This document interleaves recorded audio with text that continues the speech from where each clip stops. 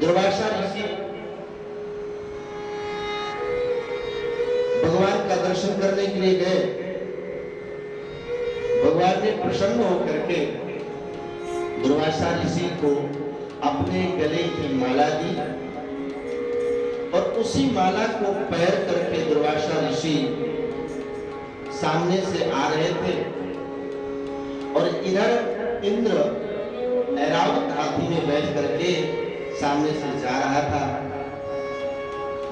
तो दुर्वासा ऋषि ने इंद्र को देख करके उनको बड़ी प्रसन्नता हुई और अपने गले में जो माला थी वो इंद्र को दिया।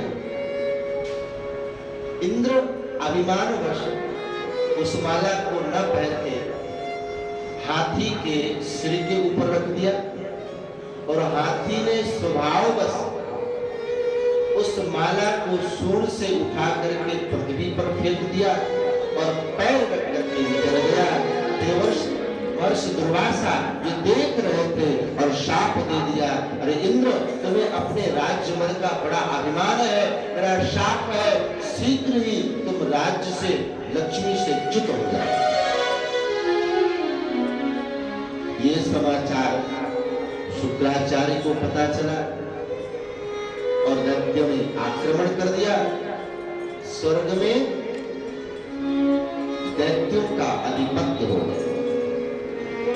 देवता यहाँ वहां जहां कहा घूमने लगे।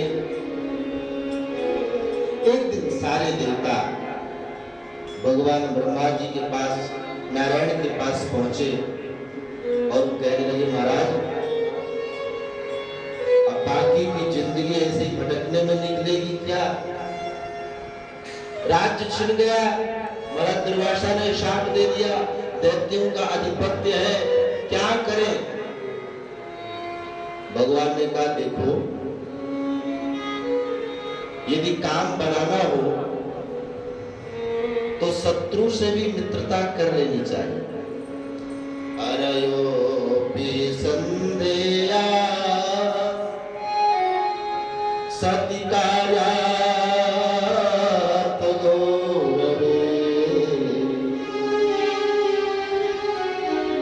अहिंसक देवा व्यर्थस्य पदवीं गते। भगवान कहते हैं कि इंद्र यदि तुम इस समय अपने खोए हुए राज्य को प्राप्त करना चाहते हो तो दैत्यों से मित्रता कर लो। इंद्र ने कहा, महाराज कैसी बात कह रहे, इन लोगों से मित्रता करें? बोले हाँ। भगवान ने एक दृष्टांत समझाया कि एक बार की बात, एक सर्प पिटारी में बंद हो गया। एक सर्प पिटारी में बंद हो गया और संयोग से उसी पिटारी में चूहा भी बंद हो गया। अब सर्प का भोजन ही है चूहा, तो सर्प ने सोचा कि यदि मैं इस चूहे को खा जाऊंगा तो एक दिन इस पिटारी के अंदर मैं भी मर ही जाऊंगा। तो सर्प ने क्या किया, चूहा को बोला, मामा जी राम राम। चूहा बेचारा घबराया, अरे भाई तुम कहाँ के भांजे, जन्मजात तुम्हारा हमारा बैर। सर्प ने कहा, मामा जी घबराओ मत, हम है तो आखिर एक ही कद्रू और विंता की ही संतान है। ये सारा संसार तो कश्यप ऋषि से निकला, तो हम तो आखिर है तो एक ही। तो चूहा बेचारा घबराते हुए बोला कि भाई बताओ आखिर बात क्या है। सर्प ने कहा, मामा जी हम यहाँ अंदर बंद हो गए हैं, तो एक काम करो, आप ये जो दांत है वो बड़े पहने हैं, तो आप इस पिटारी को धीरे से काट दो और फिर हम दोनों निकल जाएंगे। चूहा ने कहा, कहते तो ठीक हो लेकिन मुझे तुम पर विश्वास नहीं। सर्प ने कहा, नहीं आप काटो और आप पहले आराम से निकल जाना, इसके बाद मैं निकलूंगा। चूहा ने कहा, ठीक है चलो। तो बेचारा चूहा रात्रि भर मेहनत करके और उस पिटारी को काटता है और जैसे निकलने की बारी आई तो चूहा ने कहा भांजे राजा पहले आप निकलो, मैं बाद में निकलूंगा। सर्प ने कहा तो ठीक है, और सर्प जैसे बाहर निकल गया और चूहा जैसे ही बाहर निकला तो तुरंत सर्प ने चूहे को पकड़ लिया और खा गया, यानी बाहर भी निकल गया और उसका काम भी बन गया। भगवान ने देवताओं से कहा कुछ समझा? बोले महाराज सब समझ गए, लेकिन ये दैत्य हमसे मैत्री करेंगे, अच्छी तरह से जानते हैं हमें। भगवान ने कहा प्रस्ताव तो भेजो, देखते हैं क्या होगा। महाराज इंद्र ने दैत्यों के पास प्रस्ताव भेजा और कहा देखो भाई एक काम करते हैं, देवता और दानव दोनों मिलकर के समुद्र मंथन करते हैं और उस समुद्र मंथन से जो अमृत मिलेगा हम सब मिलकर के बांट करके पी लेंगे, ताकि हमारी किसी की मृत्यु न हो। आखिर हम हैं तो सब कश्यप ऋषि की संतान, तो झगड़ा चाहे कितना भी हो लेकिन मृत्यु किसी की ना हो। एक काम करते हैं, इसमें सब मिल करके समुद्र मंथन करते हैं। महाराज बलि ने कहा बात तो ठीक है, प्रस्ताव अच्छा है, और दैत्य भी मान गए, देवता भी मान गए, सब प्रसन्न होकर के और समुद्र के किनारे आ गए। भगवान ने कहा समुद्र में मथानी बनाने के लिए मंदराचल पर्वत को लेकर के आओ। तो देवता और दानव दोनों मिलकर के जैसे उस पर्वत को उठा करके चलने लगे, तो गणेश जी का बंधन नहीं किया। हुआ क्या, अचानक पर्वत हाथ से छूट गया, तो कितने बेचारे देवता दब गए, कितने दैत्य दब गए। दैत्यों ने कहा भैया हमें ये अमृत नहीं पीना, हम आज के बाद ऐसा कोई काम नहीं करना। भगवान ने कहा भाई घबराओ मत, और कहते उसी समय भगवान नारायण ने अपने बाएं हाथ से उस मंदराचल पर्वत को उठा करके और सीधा समुद्र में स्थापित कर दिया। अब जैसे ही समुद्र में रखा तो पर्वत नीचे धंसता ही चला जाए। तो भगवान ने क्या किया, उसी समय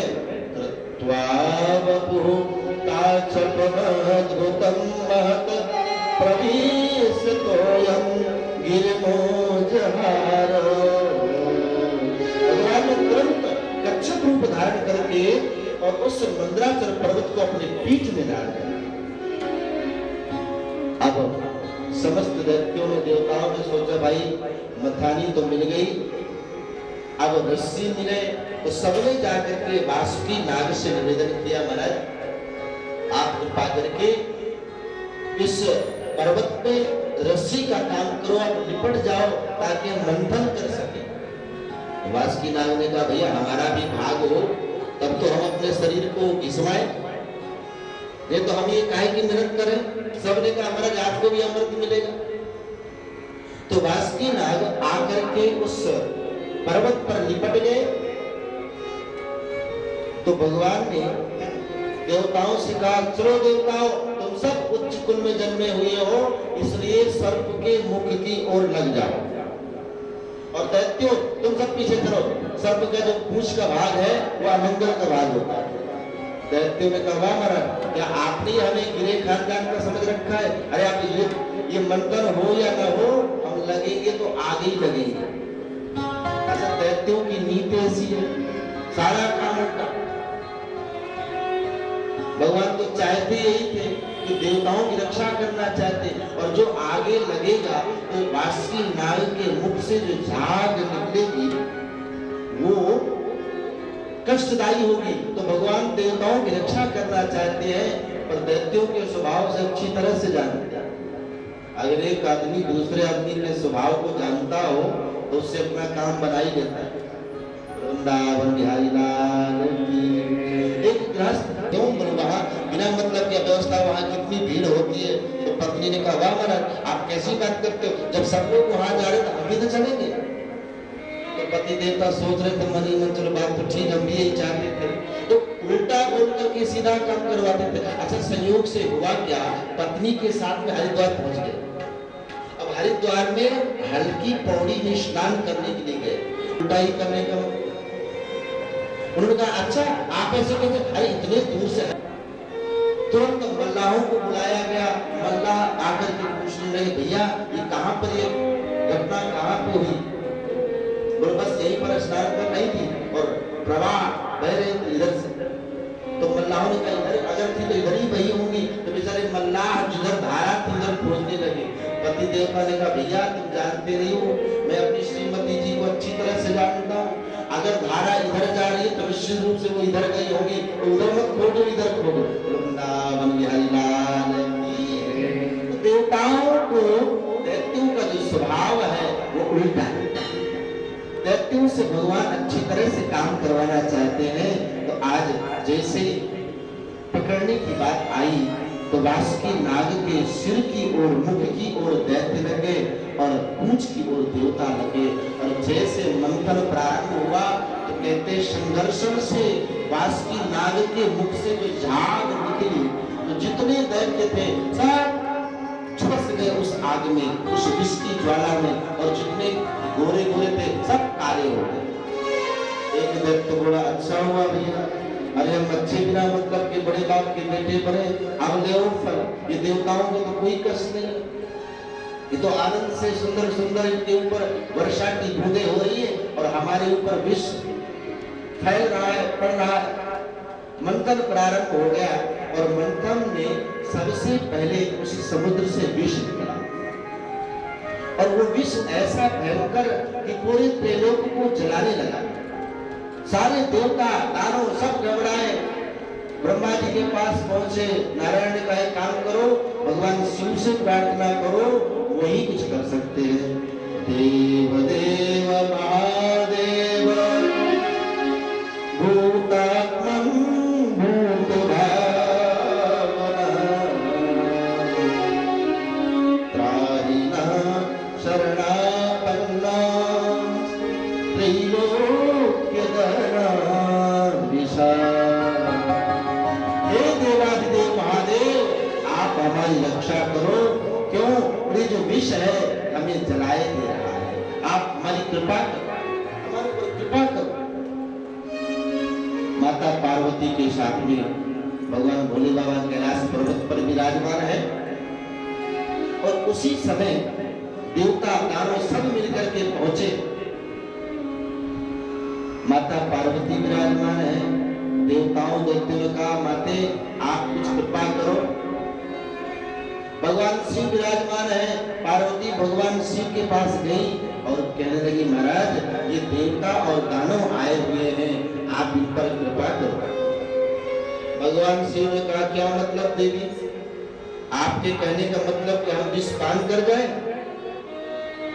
माता पार्वती मुस्कुराने लगी और कहने लगी महाराज मैं ये कैसे कह सकती हूँ, कोई भी पतिव्रता स्त्री अपने पति को विष पीने के लिए कहेगी, पर अच्छी तरह से भगवान शिव की महिमा को माता पार्वती जानती है और जगत जननी है। संसार में कष्ट आए तो मां ही अपने बालकों के कष्ट को दूर करती है, इसलिए भगवान शिव के प्रभाव को जानती है। तो भगवान शिव ने कहा तो ठीक है भाई चलो लाओ, ततः करो तरी कृत्य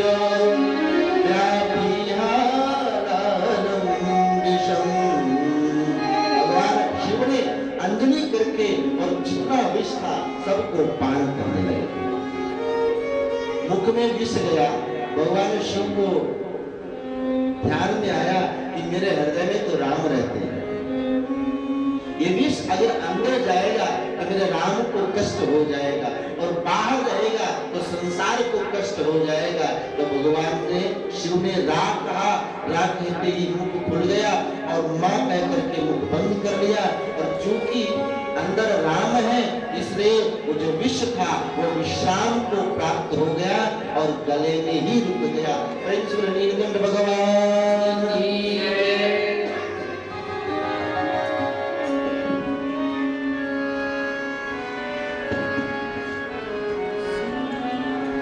हे शंभु बाबा मेरे भोलेनाथ, तीनों लोक में तू ही तू,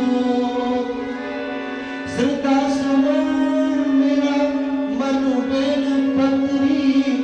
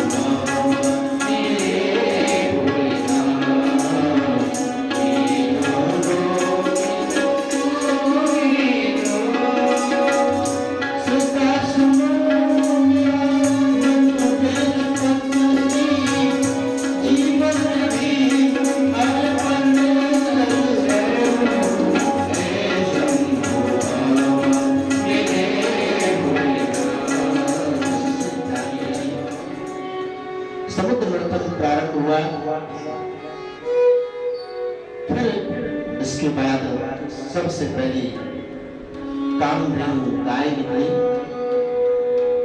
सभी ऋषियों को ये समर्पित की गई और स्वर्ग में रखी गई कि भाई गाय से दुग्ध, घृत इत्यादि से, हवन इत्यादि में सहायता प्राप्त होती है, सामग्री प्राप्त होती है। तो स्वर्ग में ये